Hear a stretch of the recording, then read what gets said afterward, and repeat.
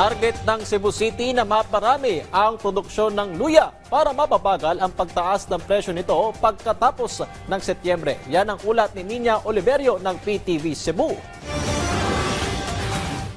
Luya ang isa sa mga pinakamahalagang sangkap na panggisa ni Tatay Rene para sa kanilang ulam. Pero napabuntong hininga na lang siya sa presyo ng rekado.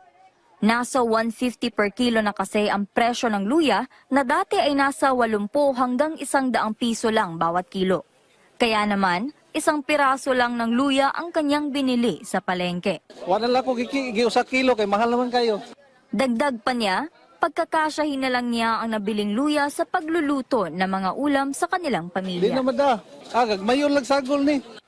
Ayon naman sa isang tendera sa Carbon Market sa Cebu City, Marso noong nagsimulang lumobo ang presyo ng luya sapagkat mababa ang supply nito. Samantala, nasa 80 pesos per kilo naman ang presyo noong Disyembre ng nakarang taon kung kailan marami-rami pang supply na kanilang natatanggap. Ayon naman sa isang magsasaka sa Cebu City, nakadepende rin sa laki ng luya ang presyo nito. Mas mura ang maliliit na luya pero sa panahong ito, puro malalaking luya na ang maaani. Atong linghod pa, barato ang presyo ato. Tag-80 lang ang kilo na 70 gani. Karon sa buwan sa May, nitaas ang presyo. Nasa 120 pesos per kilo ang kanilang farm gate price, kaya pag umabot ito sa palengke, aasahang mas tataas pa ito. Posible raw na mataas ang presyo ng luya mula Mayo hanggang Setyembre.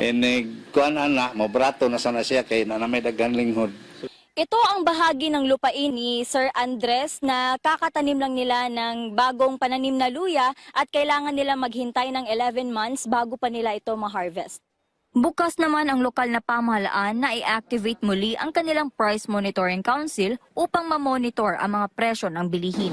Niya, with the updated prices, dili makapataka ang uban ng mga retailers nga pataka o hatag og presyo. Kahit may produksyon ng luya ang lungsod, may mga supply naman na pumapasok mula sa ibang rehiyon.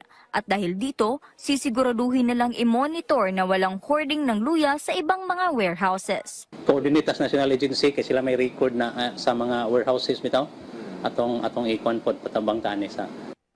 Dagdag pa ng City Agriculture, mas paiigtingin pa nila ang produksyon ng luya sa Cebu City nang sa gayon, mas madami pa ang supply na makakarating sa mga palengke sa lungsod. Mula sa PTV Cebu, Nina Oliverio para sa Pambansang TV sa Bagong Pilipinas.